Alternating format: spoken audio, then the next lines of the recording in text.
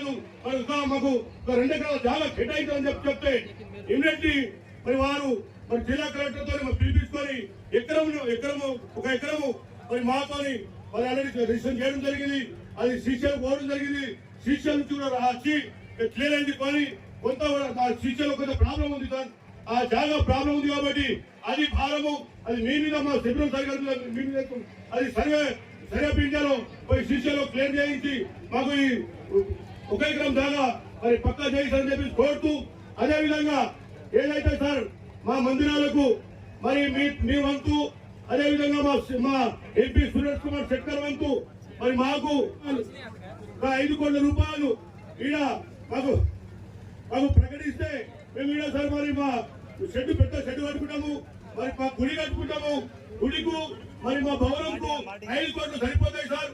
అదేవిధంగా మాకు కరెంటు కావాలి సార్, ముఖ్యంగా కరెంటు కావాలి కాబట్టి కరెంటు కూడా మరి ఎంత ఉందో ఎస్టిమేట్ వేయించుకొని మీరు చెప్తే మీరు విద్యుత్ శాఖ ఇంతకుముందు చేసింది కాబట్టి మీకు అనుభవం బాగా ఉంది కాబట్టి మరి దీనికి ఖచ్చితంగా మీరు ఎట్లా చెప్తే అధికారులు కూడా ఆల్రెడీ వింటారు కాబట్టి మాకు కరెంటు సంబంధం వేయించి మాకు న్యాయం వేపిస్తారని చెప్పేసి కోరుతూ, అదేవిధంగా మరి ఏదైతే మాకు ఈ ప్రాంతంలో మరి కంపౌండ్ వాళ్ళు కావాలి సార్, కంపౌండ్ వాళ్ళు కావాలి కాబట్టి ఒక 50 లక్షల రూపాయలు సార్, ఒక 50 లక్షల రూపాయలు సీసీ మన ఏది కంపౌండ్ వాళ్ళు కూడా చేసిచ్చి మాకు ఈ సంవత్సరంలోనే ఈ వచ్చే సంవత్సరం మరి భవనంలో అదేవిధంగా మన కంపౌండ్ వాళ్ళు మరి గుడి అన్ని పూర్తి చేస్తారని చెప్పేసి మరి నేను మరి మీ మీద నమ్మకంతో ఈ సమయం ఇస్తాం సార్.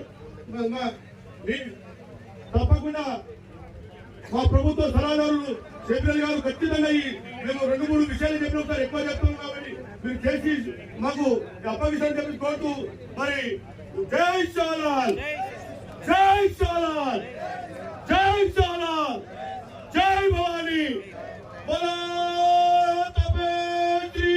राम राम महाराज की, राम राम महाराज की, सबकी माता की. థ్యాంక్ యూ అన్న. మరి కరెక్ట్ సంబాలు మనకు కంపౌండ్ వాళ్ళు అన్ని మన రాజకీయ గురువు అయిన మహమ్మద్ అలీ షబీర్ సార్ గారు తీరుస్తారని కోరుతూ ఆశిస్తున్నాను. సార్ ఒక్క నిమిషం ఏంటంటే మనం బంజారా జాతి అనేది మనం ముగ్గురిని గుర్తుంచుకోవాలి. ఎవరెవరంటే మొట్టమొదటిగా 1739 ఫిబ్రవరి 15న జన్మించిన సత్శ్రీ సేవాలాల్ మహారాజ్. ఆయన అడుగు జడల్లో మనం నడుస్తున్నాం. ఎక్కడో అడవిలలో తీర ప్రాంతాల్లో నివసించే వాళ్ళం ఇలా కామారెడ్డిలో మనం ఈ స్థాయిలో ప్రోగ్రాం చేస్తున్నాం అంటే అది సేవాలాల్ భిక్ష వల్లనే మనం ఇక్కడికి వచ్చి ఇది చేస్తున్నాం. అందులో భాగంగా నెంబర్ 1 వ్యక్తి సేవాలాల్ మహారాజ్.